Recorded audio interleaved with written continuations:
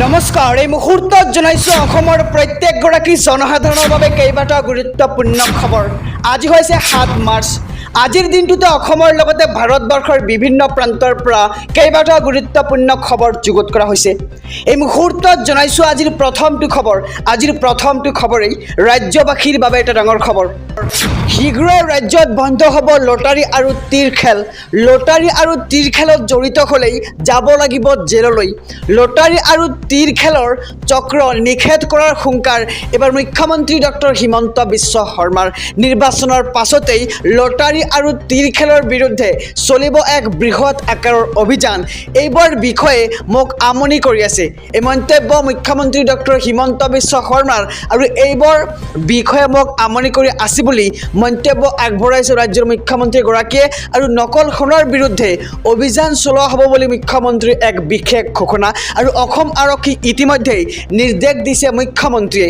শীঘ্ৰে ৰাজ্যত বন্ধ হ'ব লটাৰী আৰু তীৰ খেল। আমি খবৰটো আকৌ জনাইছোঁ যে লটাৰী আৰু তীৰ খেলত জড়িত হ'লে আপুনি যাব লাগিব এতিয়া জেললৈ।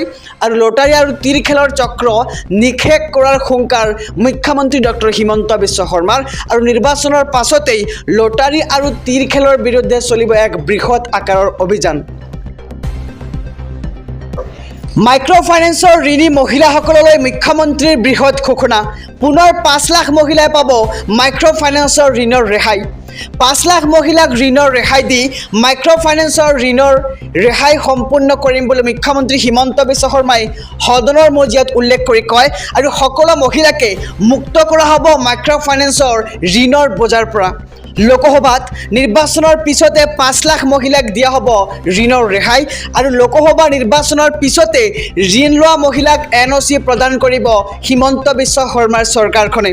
আৰু সদনৰ মজিয়াত এই ঘোষণা কৰিছিল মুখ্যমন্ত্ৰী ডক্টৰ হিমন্ত বিশ্ব শৰ্মাই। আৰু শীঘ্ৰেই ৫০,০০০ টকা ঋণ লোৱা মহিলাক NOC প্ৰদান কৰিব চৰকাৰে। অচিৰে বন্ধ হ'ব পাৰে ৰাজ্যৰ ৩টা চৰকাৰী অফিচ। শীঘ্ৰে বন্ধ হ'ব পাৰে এমপ্লয়মেণ্ট এক্সচেঞ্জ আৰু DTR অফিচ। ইংগিত দিলে মুখ্যমন্ত্ৰী ডক্টৰ হিমন্ত বিশ্ব শৰ্মাই। আৰু চৰকাৰত ইমান চাকৰিয়ালৰ দৰকাৰ নাই বুলি মুখ্যমন্ত্ৰী হিমন্ত বিশ্ব শৰ্মাই উল্লেখ কৰে। আৰু এতিয়া ৰাজ্যৰ 3টা কাৰ্যালয় বন্ধ কৰিব পৰা হৈছে। নিয়োগ বিনিময় কেন্দ্ৰ ডাইৰেক্টৰেট অফ IWT বন্ধ কৰিব পৰা হৈছে। আৰু অহা বছৰৰ পৰা জিলা পৰিবহণ বিষয়ৰ কাৰ্যালয়ো বন্ধ কৰিব পৰা হ'ব। আৰু এই অফিচবিলাকৰ কাম কাজ আজিকালি ডিজিটেল হৈছে। আৰু এতিয়াৰে পৰা ড্ৰাইভিং প্ৰশিক্ষণ কেন্দ্ৰই প্ৰদান কৰিব লাইচেঞ্চ। আৰু গতিকে DTR কোনো কামেই নাথাকিব। অফিচবিলাক বন্ধ হৈ যাব। আৰু অচিৰে বন্ধ হ'ব পাৰে ৰাজ্যৰ 3টা চৰকাৰী অফিচ। শীঘ্ৰে বন্ধ হ'ব পাৰে এমপ্লয়মেণ্ট এক্সচেঞ্জ আৰু DTR অফিচ।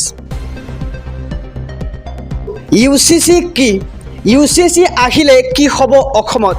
বিধানসভাত ঘোষণা কৰিলে মুখ্যমন্ত্ৰী ডক্টৰ হিমন্ত বিশ্ব শৰ্মাই। 4টা গুৰুত্বপূৰ্ণ বিষয় থাকিব UCCত। বিবাহ, বহু বিবাহৰ বাবে নিয়ম থাকিব UCCত। আৰু নিৰ্ধাৰিত বয়সৰ পূৰ্বে বহিব নোৱাৰিব বিয়াত। আমি সবিশেষ জনাইছোঁ যে UCC কি আৰু UCC অসমত আহিলে কি হ'ব। UCCয়ে বহু বিবাহত আনিব বিশেষ নিষেধাজ্ঞা।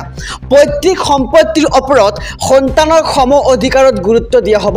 আৰু পুত্ৰৰ সমানে কন্যা পাব পৈতৃক সম্পত্তিৰ সম অধিকাৰ। আৰু লিভ ইন ৰিলেশ্যনত থাকিলে পঞ্জীয়নৰ ওপৰত দিয়া হ'ব বিশেষ গুৰুত্ব। ধৰ্মীয় ৰীতি নীতি পৰম্পৰাৰ বিষয় নাথাকে UCCত। আৰু পিছ দুৱাৰেদি নহয়, UCC আনিলে সন্মুখৰ দুৱাৰেদি আনিম। মুখ্যমন্ত্ৰী হিমন্ত বিশ্ব শৰ্মাই কৰিছে মন্তব্য।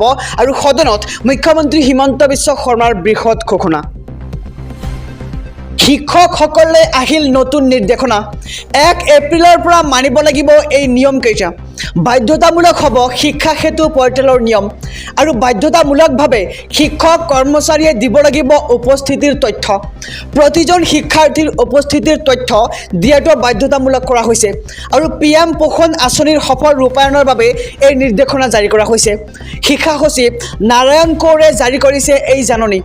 শিক্ষকসকললৈ আহি গ'ল নতুন নিৰ্দেশনা। আমি খবৰটো আকৌ জনাবলৈ যত্ন কৰিম যে 1 এপ্ৰিলৰ পৰা মানিব লাগিব আপুনি এই নিয়ম। বাধ্যতামূলক কৰা হ'ব শিক্ষা সেতু পৰ্টেলৰ নিয়ম।